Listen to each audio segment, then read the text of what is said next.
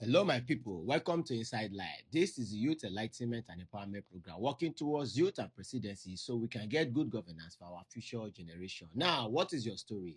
Liberia people, make una gather here. President Boakai have done it again. The World Bank has appreciated it. They don't appreciate President Boakai for all waiting they do for Liberia. Since he entered position, Liberia CPIA don't increase to 3.1. People, it is a very good story.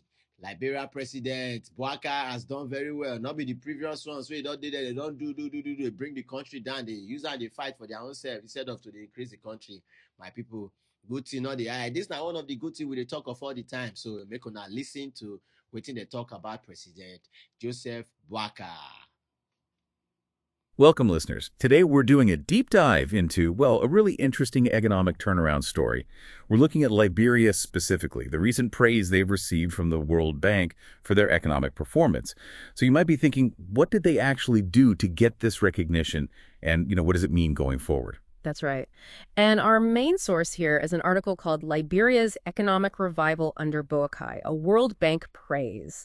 It really zeroes in on the key steps Liberia took, steps that made them eligible for some pretty crucial international support. And what's fascinating, I think, is seeing the specific policy changes, because they weren't necessarily easy ones. Okay, let's get into it then. This wasn't an overnight thing, obviously. Liberia faced its share of challenges.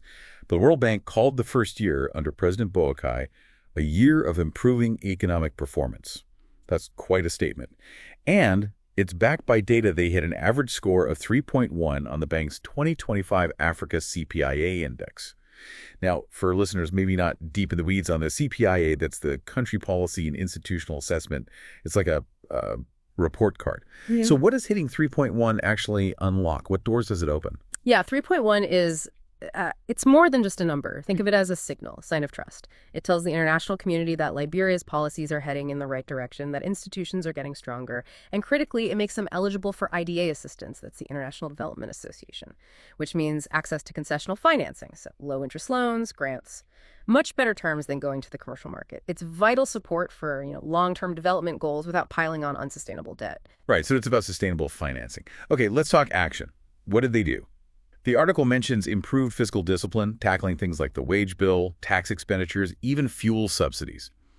That sounds politically difficult. Oh, definitely. Cutting wage bills, subsidies, those are tough calls for any government, but it shows fiscal seriousness.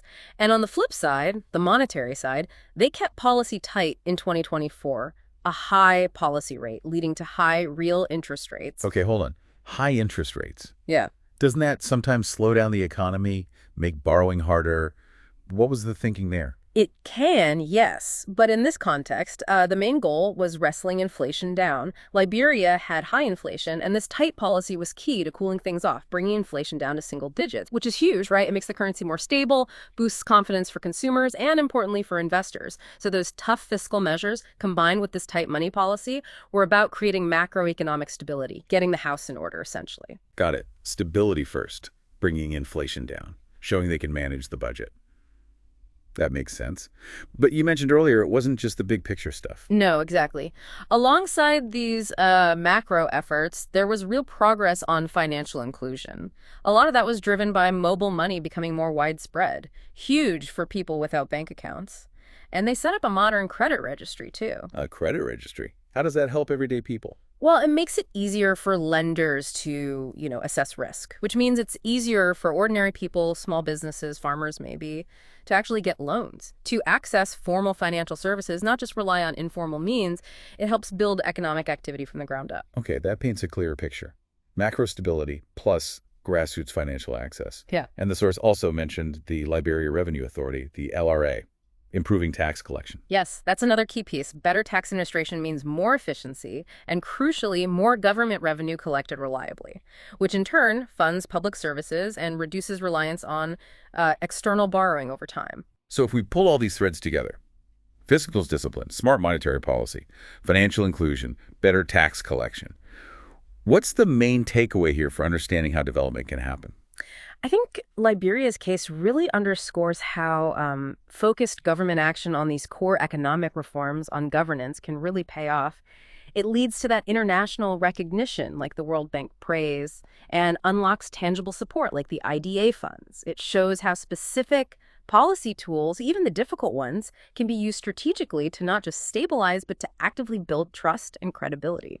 It's a powerful example. Right. So it's not just about having good intentions. It's about discipline, specific policy choices, managing the budget, controlling inflation, modernizing finance, creating this positive cycle, building trust, opening doors for support, tangible reforms leading to tangible results. Indeed. And the World Bank's praise, it isn't just abstract. It reflects real improvements in the economic environment, improvements that hopefully impact people's lives, which leads to the interesting question, maybe the provocative thought for listeners. Okay, these are great first steps, but how does Liberia build on this? How do these reforms become the foundation for, long-term inclusive growth? And what challenges lie ahead in keeping this momentum going across the whole country? So my fellow brothers, Liberians, youth of Liberians, listen and learn. Good thing, not the hide. And once you do good, the good make we talk about it. So I don't hear from our own mouth. They analyze the way they analyze wetin President Boakai they do for Liberia. Make una clap for am. Make una compare her with other people like the Oga way people they praise, they talk go here because be star. Superstar where you be, is that carry people go anywhere. But I be now. See person like you. See what they do for the country. All grace to President Boakai. If una support President Boakai, oh yeah, make una drop una comment for the comment section. Make we support good thing. Not be like my country, Nigeria, so rubbish that they do. They are on to the destroy country. No better till they come outside for them. I beg you, make we come up for here. Inside life, over and out.